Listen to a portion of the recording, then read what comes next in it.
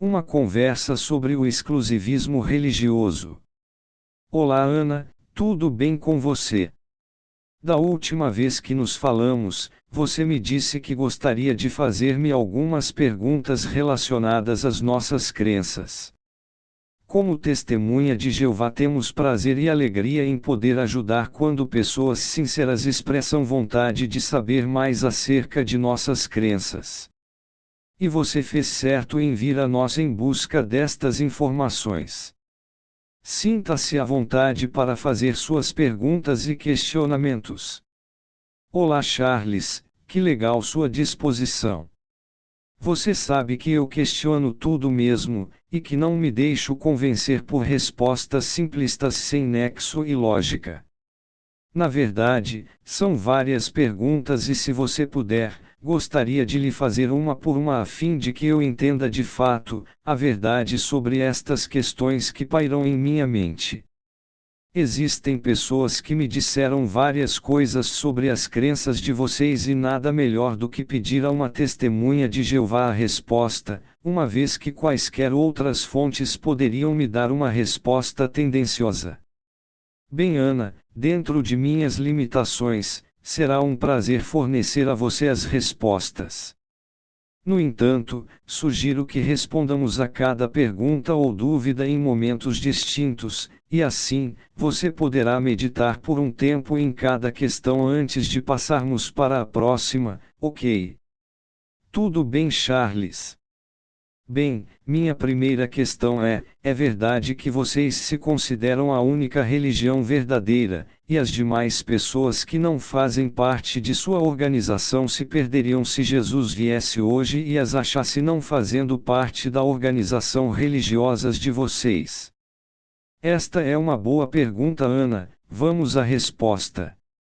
Em primeiro lugar, nós não somos a religião verdadeira, devemos fazer uma distinção entre estar seguindo a religião verdadeira e ser a religião verdadeira.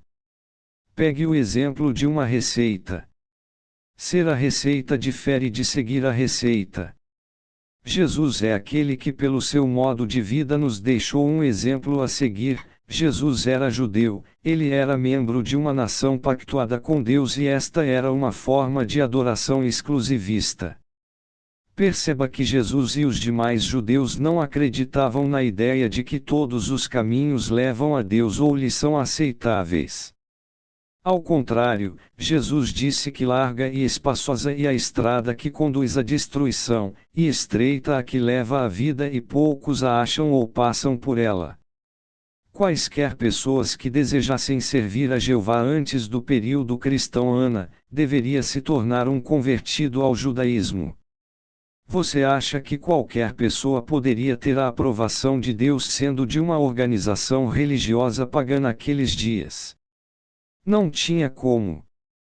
Quando Jesus veio à Terra e realizou os objetivos da lei de Deus, ele reuniu um grupo de pessoas e passou por assim dizer para a segunda fase dos propósitos de Deus, e este grupo agora que passou a se chamar de cristãos, prosseguirão adiante com o propósito de expandir a mensagem das boas novas do reino de Deus, e desta fase em diante, até mesmo os judeus haviam de se ajustar à nova fase do serviço a Deus que estavam sendo ensinados e divulgados por Jesus e pelos apóstolos, ou seja, o cristianismo também era uma forma de adoração exclusivista.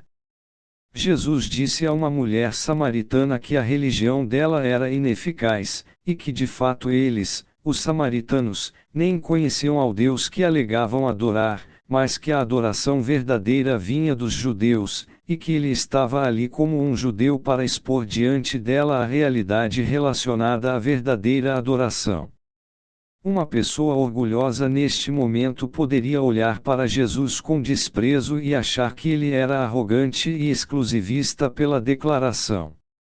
Mas o que as palavras dele significavam? Significava que a menos que uma pessoa ajustasse a sua cosmovisão à teologia judaica pregada por Jesus, não poderia ter aprovação de Deus.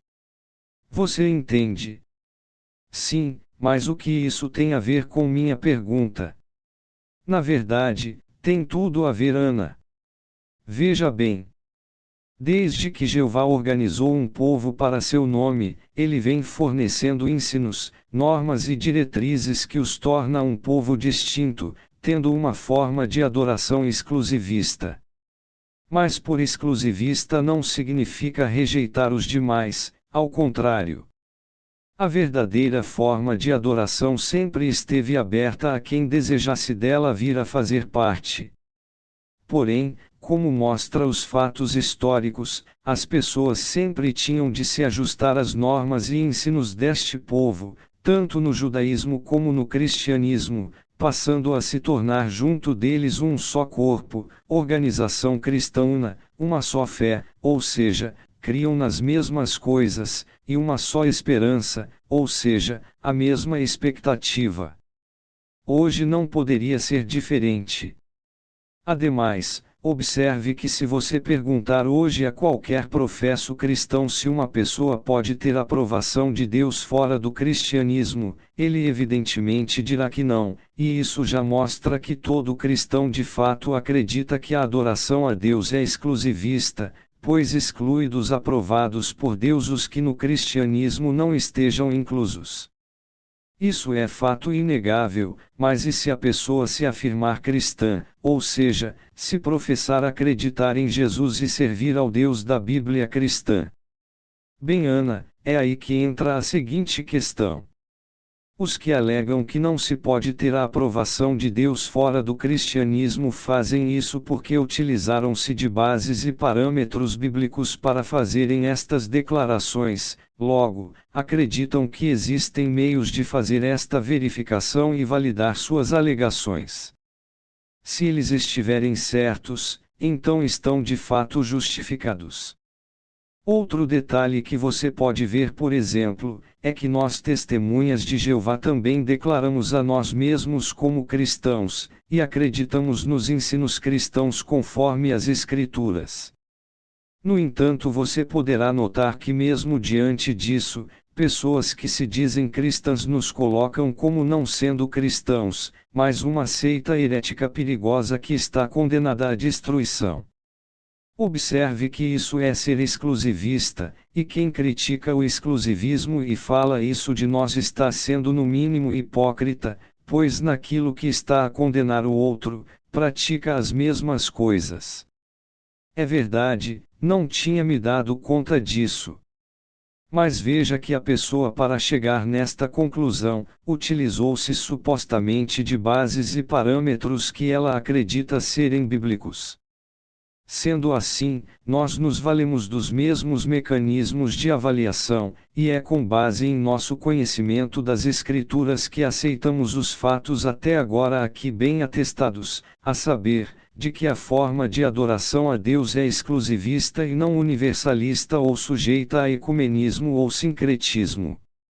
Sendo assim, como no judaísmo antigo e na sua forma atualizada, o cristianismo primitivo e o atual, não há base para aceitar que uma pessoa possa receber a aprovação de Deus e a salvação a menos que esteja em sintonia com as verdades das Escrituras, e acreditamos que nós estamos a seguir a religião verdadeira, do contrário não estaríamos reunidos todos nós, mais de 8 milhões de forma unificada e organizada seguindo os passos de Jesus.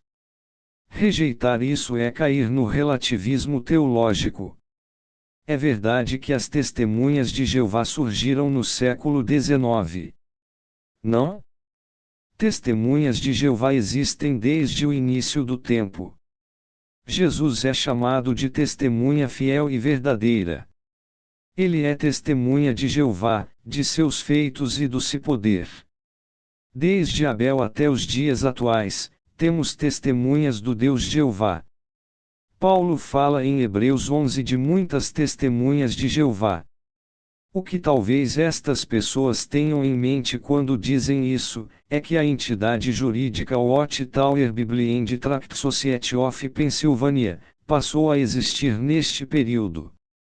Isso é verdade, mas note que uma entidade jurídica sucede à existência daqueles a quem ela representa, e ela não os precede em existência. Então a verdade é que as testemunhas de Jeová existem desde que Deus passou a criar a primeira testemunha fiel e verdadeira, mas aqui na Terra, uma representação legal perante os governos, veio à existência neste período. Mais evidente, você compreende a diferença entre uma coisa e outra, não é mesmo, Ana? Claro, isso é uma questão lógica. De fato, existem até hoje alguns religiosos que saem por aí criando novas denominações e eles também precisam de CNPJ, logo, pela mesma acusação o grupo cristão onde comungam, surgiu como que ontem. Verdade, e se disserem que não se julgam exclusivistas, então devem responder porque saíram de onde estavam antes de fundarem uma nova denominação.